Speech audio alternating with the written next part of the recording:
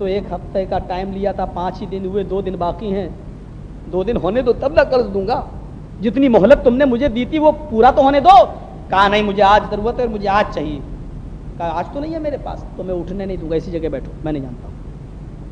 حضرت عمر فاروق کی تلوار میان سے نکلنے لگی، اللہ کے نبی نے اس نکلتی ہوئی تلوار کو دیکھا، کہا عمر تلوار اندر رکھو، تم تلوار نکالنے میں بہت جلدی کرتے ہو۔ سنن بیہقی کے الفاظ، جب تمہاری میان سے تلوار باہر نکل جاتی ہے تو محمد صلی اللہ علیہ وسلم آسمان کی پیشانی پہ پسینہ دیکھ لیتے ہیں۔ تلوار اتنی جلدی مت نکالو اور جاؤ جاؤ، تم لوگ جاؤ، میں بیٹھتا ہوں، بھائی میرے پاس قرض نہیں ہے، میں کہاں سے دوں؟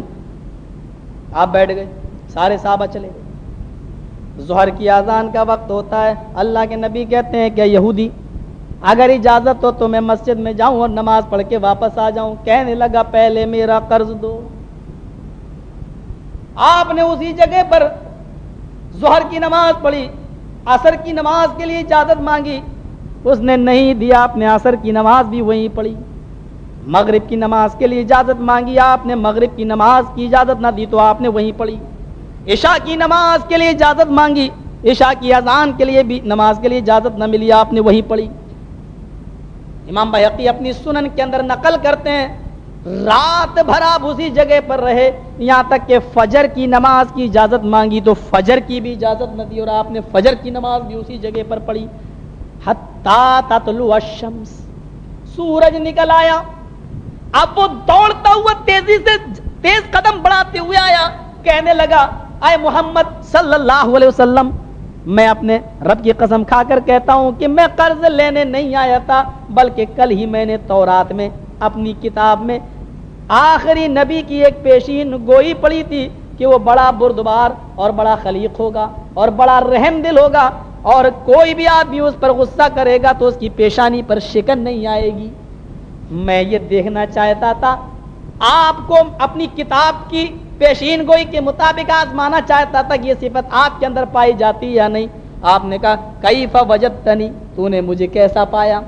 اپنی کتاب کے مطابق تو نے مجھے کیسا پایا؟ چیخ پڑا، کہنے لگا جتنا میری کتاب میں لکھا ہے وہ تو بہت کم ہے، آپ تو اس سے 1000 گنا زیادہ بڑے ہوئے ہیں۔ پھر آپ نے فرمایا پھر تو کیوں اسلام نہیں لاتا، اور اسلام لانے سے تجھے کون سی چیز روک رہی ہے؟ کہنے لگا اے اللہ کے نبی، میں کہاں اسلام لانے میں دیر کر رہا ہوں، دیر تو آپ کی طرف سے ہو رہی ہے۔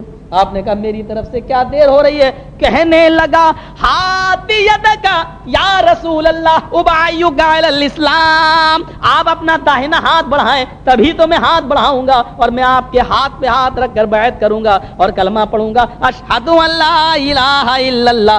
آپ نے اپنا ہاتھ بڑھایا، اس نے بھی اپنا ہاتھ بڑھایا، اور اس کے بعد میں کلمہ پڑھا اشہد ان لا الہ الا اللہ واشہد ان محمدن عبدہ ورسولہ، اسلام لے آیا۔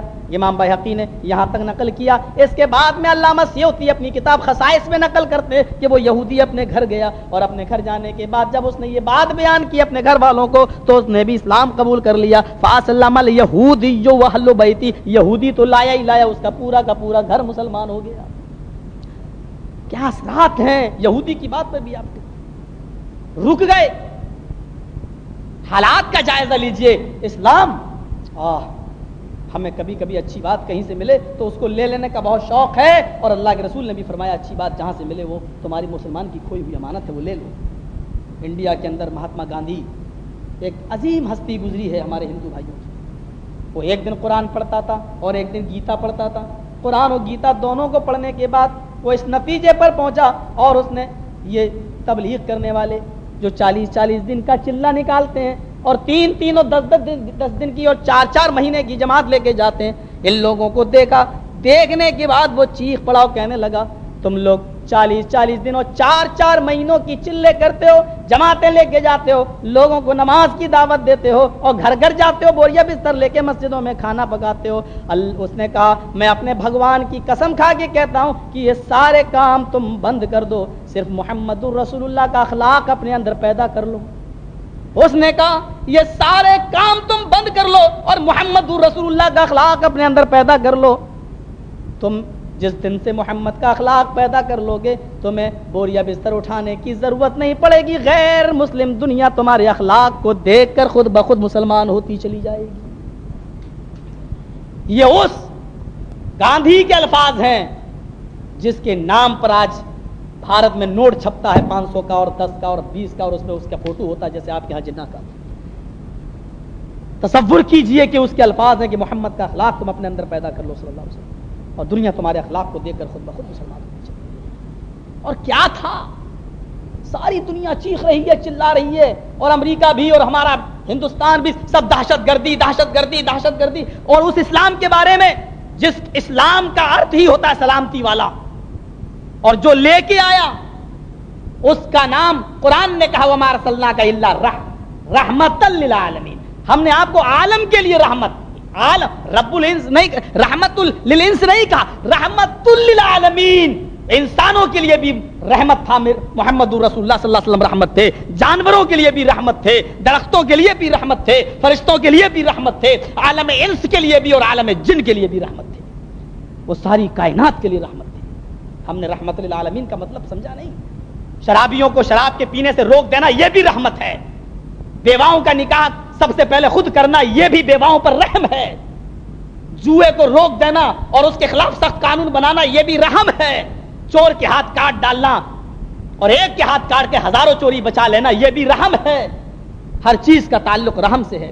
اور اس سلسلے میں آپ دیکھیں گے ہندو دھرم کی ایک کتاب ہے شریمد بھاگوت پران، اس کے اسکند 12 میں ایک منتر آتا ہے، اشوما شگما روح دیو دت جگت پتی آسنا سادھت منم شریشور اگلندتا، بہت اچھا منتر ہے یہ، اگر دیکھا جائے، اگر آج وید ویاس جی زندہ ہوتے تو میں ان کی پیشانی چوم لیتا۔ اشوما شگما روحا، انتم رشی آخری نبی محمد صلی اللہ علیہ وسلم کو گھوڑا ملے گا، اور اس پر وہ شگما روحا، وہ بجلی سے بھی زیادہ تیز رفتار سے چلے گا، یعنی براق، برق بجلی کو کہتے ہیں، شگما روحا بجلی سے بھی زیادہ تیز رفتار سے چلے گا۔ دیو دت، وہ انسان نہیں، دیو دت دے گا، جبرائیل دے گا، فرشتہ دے گا۔ کس کو دے گا؟ جگت پتی، جگت مانی دنیا اور پتی مانی حفاظت کرنے والا۔ ہمارے یہاں بہت برا سمجھا جائے پتی، ایک پنڈت جی سے بحث ہوئی، پتی مانی دولہا، میں نے کہا پتی مانی دولہا نہیں ہوتا ہے، کہ نہیں پتی مانی دولہا ہوتا ہے، میں نے کہا پتی مانی دولہا نہیں ہوتا ہے، آپ اپنی ڈکشنری دیکھیے، میں لگا نہیں پتی مانی دولہا ہوتا ہے، میں نے کہا کہ پتی مانی دولہا ہوتا ہے تو آپ کے یہاں جو اے پی جے عبد الکلام، اس وقت عبد الکلام راشٹرپتی تھے ہمارے یہاں، صدر جمہوریہ، صدر پورے ملک کے، وزیر اعظم، وزیر اعلیٰ تھے وہ، تو میں نے کہا ان کو ہندی میں کہتے ہیں لوگ راشٹرپتی، تو کیا ترجمہ کرو گے ذرا بتاؤ تو پنڈت جی؟ راشٹر مانی دنیا، راشٹر مانی دیش، پتی مانی دولہا، پوری دیش کی عورتوں کا دولہا ہے کیا وہ؟ اس کو تو ایک عورت نصیب نہیں ہوئی، تم پورے دیش کی عورتوں کا دولہا بنا رہے ہو، وہ تو زندگی بھر کنوارا رہا۔ میں نے کہا آپ لوگ اس سینا کا کمانڈر جس کو بناتے ہو اس کو کہتے ہو سینا پتی، کیا مطلب؟ پوری سینا کا دولہا ہے وہ؟ سینا مانی فوج، پتی مانی حفاظت کرنے والا، پوری فوج کی حفاظت کرنے والے کو بولتے ہیں سینا پتی۔ راشٹر دیش پتی مانی حفاظت کرنے والا، پوری دیش کی حفاظت کرتا ہے وہ، اس کی اوپر ذمہ داری ہوتی ہے، اس لیے اس کو کہا جاتا ہے راشٹرپتی، دیش کی حفاظت کرنے والا۔ اور اسی سے بنا جگت پتی، یعنی محمد رسول اللہ کے لیے تمہارے یہاں الفاظ کیا ہے؟ جگت مانی دنیا، پتی مانی حفاظت کرنے والا، یعنی پوری دنیا کی حفاظت کرنے والے ہوں گے محمد رسول اللہ صلی اللہ علیہ وسلم، جن کو ایک گھوڑا ملے گا، براق ملے گی اور بجلی سے بھی زیادہ تیز رفتار سے چلے گی، یعنی ان کو جنت و جہنم کا دورہ کرایا جائے گا، سفر کرایا جائے، معراج کی طرف اشارہ، آسنا سعادت منم شریشور گلنویتا، اور وہ تلواروں کے ذریعے دشمنوں کو ختم کریں گے، یعنی تیر و تلواروں والے زمانے میں آئیں گے، اور آپ کے یہاں ابھی تک پیدا ہی نہیں ہوا، ایٹم بم کا زمانہ آ گیا، وہ تیر و تلواروں والے زمانے میں آ چکا ہے۔ کتنا بہترین منتر، جگت پتی، پوری دنیا کی حفاظت کرنے والا، وما ارسلناک الا رحمۃ للعالمین۔ جگت پتی کا صحیح ترجمہ اگر دیکھا جائے تو عربی میں رحمۃ للعالمین ہی ہے، پوری دنیا کے لیے، پورے عالم کے لیے رحمت بن کر آنے والا۔ اور حقیقت ہے محمد رسول اللہ سے بڑھ کر، کبھی دوسرے موقع پر ہم آپ کو رحمت للعالمین کے بارے میں بتائیں گے، صرف رحمت للعالمین آپ کن کن چیزوں کے لیے رحمت بن کر آئے، ذرا تصور کیجئے کہ اس کے اخلاق کا عالم کیا تھا۔ ہاں، حضرت فاطمہ 4 سال کی بچی، 4 سال کی بچی، اور مٹی سے کھیل رہی ہیں، پتھر سے کھیل رہی ہیں، اور اللہ کے نبی کو مکہ کے بازار اوقاز میں کسی نے اتنا مارا کہ آپ کی پیشانی سے خون نکل رہا، اور کسی نے آ کر کہا او فاطمہ گڑیا، او فاطمہ بیٹی، تو یہاں مٹی سے کھیل رہی ہے، تیرے بابا کو آج مکے کے بازار میں اتنا مارا، اتنا مارا، اتنا مارا کہ تیرے باپ کی پیشانی سے خون ٹپک رہا ہے۔ وہ 4 سال کی بچی فاطمہ، طبقات ابن سعد کی روایت، 4 سال کی بچی فاطمہ اپنی اوڑھنی سنبھالتی ہیں، پردہ فرض نہیں ہوا، 4 سال کی بچی اپنی اوڑھنی سنبھالتی ہے، پردہ فرض نہیں تھا، دوڑی، اوڑھنی سر کے اوپر ہے، مکے کے بازار میں پہنچتی ہے، کیا دیکھتی ہے کہ میرے باپ محمد رسول اللہ بے ہوش پڑے ہوئے ہیں اور خون آپ کی پیشانی پر جمع ہوا ہے۔ اپنی اوڑھنی کو اتارتی ہیں اور اپنے باپ کے خون کو پوچھتی جا رہی ہیں اپنے نرم نازک ہاتھوں سے، اور کہتی جا رہی ہیں او مکے کے کافروں، تم نے میرے اس باپ کو مارا ہے جس نے آج تک کسی کو گالی نہیں دی، جس نے آج تک کسی کی امانت میں خیانت نہ کی۔ اے مکے کے کافروں، تم نے میرے اس باپ کو مارا ہے جس نے آج تک تم میں سے کسی کو نہیں ستایا اور آج تک وہ جھوٹ نہیں بولا۔ فرد غم میں آنسو نکلے، آنسو ایسے ٹپکے کہ حضرت فاطمہ کے آنسو محمد رسول اللہ کے رخسار پر بھی، آپ کے گال پر بھی گر جاتے ہیں۔ آپ بے ہوش ہے لیکن ان آنسوؤں نے آب حیات کا کام کیا، گرم گرم آنسو چہرے پہ گرے، اللہ کے نبی کی آنکھ کھل جاتی ہے، اپنی لخت جگر کو، اپنی بیٹی فاطمہ کو روتا ہوا دیکھتے ہیں تو اپنے چہرے کی تکلیف بھول جاتے ہیں اور اپنے کرتے کے دامن سے اپنی بیٹی کے آنسو پوچھتے ہوئے کہتے ہیں اے عرب کے مکے کے کافروں، تم نے مجھے جو مارا پیٹا، میں اللہ کی قسم کھا کے کہتا ہوں تمہاری مار سے مجھے وہ تکلیف نہیں پہنچی جتنی تکلیف مجھے اپنی بیٹی کے آنکھوں میں آنسو دیکھ کر پہنچی۔ یہ تمہاری وجہ سے روئی، نہ تم نے مجھے اتنا مارا ہوتا نہ میری بیٹی کی آنکھوں میں آنسو آتے۔ اس کے باوجود بھی محمد رسول اللہ صلی اللہ علیہ وسلم انتقام نہیں لیتے ہیں، بدلہ نہیں لیتے ہیں اور اس سے زیادہ آپ کچھ نہیں کہتے ہیں۔ جس کے اخلاق کا یہ عالم ہو تب لوگ قریب ہوئے ہیں اسلام سے۔ ذرا تصور کیجئے اس واقعے پر، طائف کی سرزمین ہے، اتنا مارا اتنا مارا اتنا مارا کہ پیشانی پھٹ گئی، خون زمین پر گر رہا ہے اور جوتے تک خون سے جم جاتے ہیں، جوتے خون۔ تو فرشتے آ رہے ہیں طائف کی سرزمین پر، آئے محمد صلی اللہ علیہ وسلم اگر آپ کہیں تو ان طائف والوں ان کو ہم 2 پہاڑیوں کے بیچ میں رکھ کر پیس دیں، مسل دیں، ان کے وجود کو ختم کر دیں۔ اتنا پڑنے کے باوجود ذرا سچ بتاؤ، آج اگر ہمیں کوئی گالی دے تو ہم انتقام کی سوچتے ہیں، آج کوئی ٹیڑھی نظر کر کے نکل جائے تو ہم بدلہ لینے کی سوچتے ہیں۔ میرے بھائیو، محمد رسول اللہ کا سر پھٹ چکا ہے، خون ایک زمین پر گرا اور جوتے تک خون سے جم گئے۔ زاد المعاد اللہ میں ابن قیم کی اٹھاؤ، جوتے تک خون سے جم گئے، اتار رہے ہیں تو اتر نہیں رہے، اور فرشتے مدد کے لیے آئے۔ وسیلہ، بہت سے لوگ وسیلے کے قائل، وہ سنیں فرشتے مدد کے لیے آئے، لیکن اللہ کے نبی صلی اللہ علیہ وسلم کیا کہتے ہیں؟ فرشتوں نہیں، میں ان کو کہو تو پیس دوں 2 پہاڑیوں کے بیچ میں، بالکل نہیں۔ میرے نبی کی زبان سے کیا نکلا؟ رفع یدیہ للسما، مسند احمد کے الفاظ، آپ نے اپنے دونوں ہاتھوں کو آسمان کی طرف بلند کیا، اپنی نظریں آسمان کی طرف اٹھائیں اور فرمایا اللہم اہد قومی فانہم لا یعلمون، الہ العالمین میری قوم کو ہدایت دے، یہ جانتی نہیں کہ میں اللہ کا نبی ہوں۔ اے اللہ میری قوم کو ہدایت دے، یہ جانتی نہیں کہ میں اللہ کا رسول ہوں۔ فرشتوں نے کہا یہ کیا بات ہے، تم ان کی ہدایت کی دعا کر رہے ہو؟ آئے فرشتوں، اگر آج یہ ایمان نہیں لائیں گے تو کل ان کی ہونے والی نسلیں میرے اوپر ضرور ایمان لائیں گی، اگر آج ایمان نہ لائیں گے تو کل ان کی ہونے والی اولادیں مجھ پر ضرور ایمان لائیں گی۔ میرے پیارے بھائیوں، یہ طائف کے حالات ہیں، اگر آج یہ میرے اوپر ایمان نہ لائیں گے تو کل ان کی ہونے والی نسلیں میرے اوپر ضرور ایمان لائیں گی۔ اور آج دیکھ لو پورے طائف کا کیا حال ہے، آج سارا کا سارا طائف محمد رسول اللہ کے نام پہ مر بڑھنے والا ہے۔ یہ اسی دعا کا نتیجہ ہے۔ قربانیاں ایسے ہی نہیں ہو گئیں۔ تصور کیجئے، جو لوگ دہشت گردی کہتے ہیں، اسلام دہشت گردی سے پھیلا ہے، ہمارے ہاں تو پیپر کی فرسٹ لائن یہی آتی ہے، اسلامک آتنکواد، اسلامک آتنکواد، اسلامی دہشت گردی، یہ پہلی ہیڈنگ ہوا کرتی ہے ہمارے انڈیا کے اندر، اور اسی کا جواب دینا پڑتا ہے۔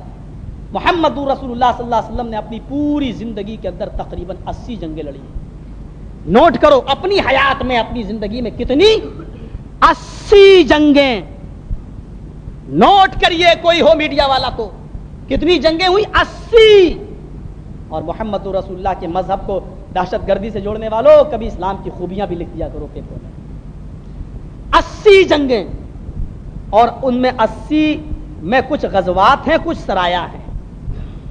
غزوات اور سرایا دونوں جوڑے گئے تو 80 ہیں۔ اسلامی کیسٹ کا مرکز سلفی کیسٹ سینٹر منظور کالونی گجر چوک کراچی، جس میں اللہ کے نبی تقریباً 26 جنگوں میں شریک رہے اور 54 جنگوں میں آپ شریک نہیں ہو سکے. 26 غزوے 54 سرایا. جن میں آپ شریک ہوئے اس کو غزوہ کہتے ہیں، اور جس میں آپ نے صحابہ کو بھیجا خود شریک نہیں ہوئے اس کو سریہ کہتے ہیں. غزوات اور سرایا دونوں کو جوڑو تو کتنے ہو رہے ہیں؟ 80. 26 میں آپ بھی گئے، 54 میں آپ نہیں گئے. 80 غزوات کو جوڑو جس میں آپ گئے اور جس میں آپ نہیں بھی گئے. سب جنگوں کو جوڑا جائے اور پھر دیکھو کہ مرنے والوں کی تعداد کتنی ہے. دونوں طرف سے مقتولین اور شہداء دونوں جوڑو تو 80 جنگوں میں مرنے والوں کی تعداد آپ کو ملے گی صرف 1080. دیکھیے ذات المعاد علامہ ابن قیم کی 80 جنگوں میں نبی کی زندگی میں جو جنگیں ہوئی ہیں جس میں آپ گئے بھی اور نہیں بھی گئے، دونوں جنگیں ملائی جائیں تو 80. اور 80 جنگوں میں اگر دونوں طرف کے لوگ ملائے جائیں، یعنی شہداء بھی جو شہید ہوئے اور جو قتل کیے گئے کافر، ان کی تعداد جوڑی جائے تو دونوں کو جوڑ کر کتنی ہو رہی ہے؟ 1080. 1080 کو 80 ڈیوائڈ کریے تو ایک جنگ پہ 50 آدمی بھی نہیں پڑ رہے ہیں. اس کو تم کہتے ہو دہشت گردی. اور سن 1914 میں جو جنگ عظیم ہوئی، اس ایک جنگ عظیم میں مرنے والوں کی تعداد 99,98,771 ہے. صرف ایک جنگ کے اندر 99,98,771 آدمی مرے. لیکن آج کوئی دہشت گردی اس کو نہیں کہہ رہا ہے. عراق کی سرزمین پر جو مارے گئے وہ سب بے قصور ہیں، قصوروار کوئی نہیں ہے. لیکن امریکہ کو دہشت گردی کہنے میں آج ہماری بھی جو ہے، ہم کو بھی چھڈی کا دودھ یاد آتا ہے. کیوں؟ بڑا دباؤ ہے، بڑا پریشر ہے. تصور کیجیے آپ، افغانستان کے اندر کون مارا گیا؟ سب بے قصور. اور آپ تعجب کریں گے کہ محمد رسول اللہ کے زمانے میں جتنی جنگیں ہوئی ایک بھی بے قصور نہیں مارا. اور جس نے کہا محمد آتنکوادی اور دہشت گرد، وہ سن لے کہ رسول اللہ بھی 26 جنگوں میں شریک رہے. اگر کسی نے اپنی ماں کا حلال دودھ پیا ہے تو محمد رسول اللہ کی تلوار سے کٹنے والا ایک آدمی بھی ثابت کر کے دکھلا دے. ایک آدمی بھی رسول کی تلوار سے کٹا ہو، ایک آدمی کا بس ذکر ملتا ہے، وہ بھی اپنی غلطی سے. آپ اس کافر کو بچا رہے تھے کہ اس کے اوپر تلوار نہ لگے، آپ نے تلوار پیچھے کی، پیچھے کافر آ رہا تھا جو آپ پہ حملہ کرنے والا تھا، وہ تلوار اس کی پیٹ میں چبھ جاتی ہے اور وہ وہی مر جاتا ہے. وہ اس کی غلطی تھی، وہ پیچھے سے حملہ کر رہا تھا اور آپ نے اس کو بچانے کے لیے ایسے جو تلوار کی تو اس پیچھے والے کو لگی. بس اس ایک قتل کے علاوہ کوئی میرے بھائیو 26 جنگوں میں کوئی ثابت نہیں کر سکتا ہے. آپ نے جنگ صرف مدافعت کے لیے لڑی ہے. آپ نے جنگ اس لیے نہیں لڑی ہے کہ ہم تم کو ختم کر دیں اور تمہارا صفایا اس سرزمین سے میٹ دیں. ارے ہم کو تو تمہیں لوگوں میں اسلام قبول پھیلانا ہے اور تمہیں کو مسلمان بنانا ہے. اس روئے زمین پر نبی اکرم نے بھی جب جنگ بدر لڑی تھی تو سجدے میں یہی دعا کی تھی، اللہم لا تہلک ھذہ العصابہ ان تہلک ھذہ العصابہ لن تعبد بعد اليوم. الہ العالمین، اگر یہ مٹھی بھر جماعت اگر ہلاک ہو گئی، برباد ہو گئی تو اس روئے زمین پر کبھی کوئی تیرا نام لینے والا نہ ہوگا. اور انصاف کا تقاضا یہ تھا کہ جنگ بدر میں جو 70 کافر مارے گئے تھے اور 70 کافر قید ہوئے تو ان 70 کافروں میں آپ کا سگا چچا عباس ابن عبد المطلب بھی تھا اور آپ کا سگا داماد حضرت زینب کا شوہر ابو العاص ابن ربی وہ بھی شامل تھے. یعنی آپ نے ان کے پیروں میں بھی بیڑیاں ڈالی. انصاف کا کوئی تقاضا ہے؟ انصاف کا معاملہ ہے. آپ نے عباس ابن عبد المطلب کے پیروں میں بیڑیاں ڈالی، اپنے چچا کے پیروں میں. رات میں اللہ کے نبی رو رہے ہیں. صحابہ نے پوچھا، ابو بکر صدیق نے پوچھا، اللہ کے نبی آپ کی آنکھوں میں آنسو؟ کہا عباس کے پیروں میں بیڑیاں پڑی ہوئی ہیں. عباس میرا چچا ہی نہیں، وہ میرا باپ بھی ہے. بھائی جب باپ کے مرنے کے بعد چچا ہی سب کچھ ہوتا ہے. جب وہ کرا آتا ہے تو دلی محبت جوش میں آتی ہے اور میرے آنکھوں میں آنسو آ جاتے ہیں. اس کے بعد آپ خیمے میں گئے اور لیٹ گئے. آنکھ لگ گئی، آنکھ کھلتی ہے تو کیا دیکھتے ہیں؟ میرے چچا کے کراہنے کی آواز بند ہو جاتی ہے. اٹھ کے دیکھتے ہیں تو چچا عباس کے پیروں کی بیڑیوں کو کسی نے ڈھیلا کر دیا. آپ نے آواز دی، خیمے والو صحابی اٹھو، میرے چچا کے پیروں کی بیڑیوں کو کس نے ڈھیلا کیا؟ جواب دیا ایک صحابی نے، اللہ کے نبی میں نے فرمایا یہ حکم تم کو کس نے دیا تھا کہ انصاف کا خون کر دو، انصاف کا مرڈر کرو؟ جیسے یہ کافر قید کر کے لائے گئے انہی میں یہ میرا چچا بھی قید کر کے لایا گیا. میری محبت وہ فطری چیز ہے، لیکن محبت کی بنیاد پر کسی کے ساتھ انصاف میں کمی اور زیادتی ہو، یہ اسلام کا خون ہے، یہ انصاف کا خون ہے. ففعلوا كلهم اسارا، جاؤ سارے قیدیوں کی پیروں کی بیڑیوں کو ڈھیلا کر دو، اور اگر سارے کافروں کی پیروں کی بیڑیاں ڈھیلی نہیں کر سکتے ہو تو میرے چچا کی بیڑیاں ٹائٹ کر دو۔ اس کو کہتے ہو دہشت گرد، اس کو کہتے ہو انتہا پسند میرے بھائیو، جس نے اپنے چچا کی پیروں کی بیڑیوں کو بھی ٹائٹ کر